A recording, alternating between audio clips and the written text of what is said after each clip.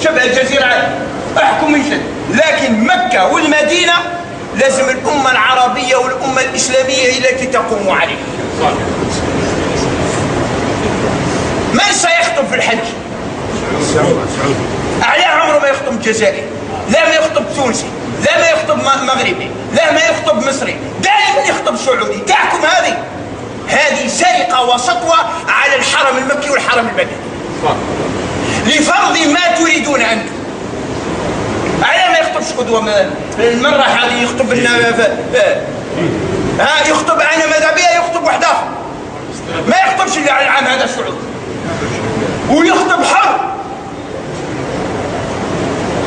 لا بد أن نفتك مكة والمدينة من النظام السعودي وردوها للشعوب الإسلامية. هم يديروا الهندسة، هم اللي يبنيوا. بقات الآن فتنة كبيرة يا خالتي. زيد حاجة ثانية، غلقوا مكة البيت الحرام، غلقوها. أنا ما أعرفش أنت مين، بس يهبل، اقعد ساكت يهبل. بالآخر كده تدويل الحرمين زي ما أنت بتطالب ده معناه كارثة. هو احنا عرب ولا مسلمين عارفين ندير كشك سجاير؟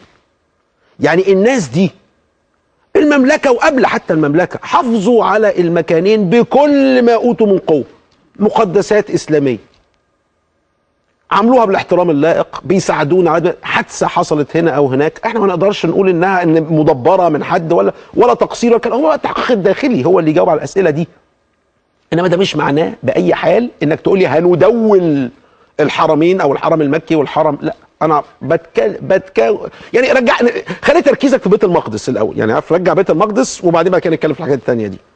بتكلم ده اكيد موقف شخصي وبالنيابه عن كل المصريين، ما اعرفش اذا كان حد ممكن يخالفني في الموضوع ده، وبالتاكيد ده كلام الرئيس اللي قاله في الاحتفالات باكتوبر. احنا مع المملكه العربيه السعوديه واي تدخل في شؤونها الداخليه نحن نقف له بالمرصاد رفضا قاطعا وباتا.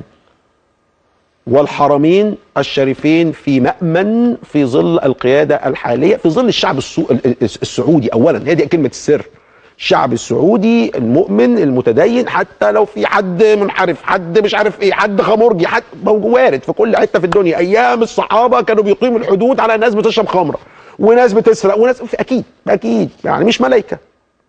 لكن في نفس الوقت أي كلام في سكة نزع الحرمين او اداره الحرمين من المملكه هذا يدخل في اطار يا واحد اهبل يا واحد متآمر، وغالبا بتلاقيه متآمر.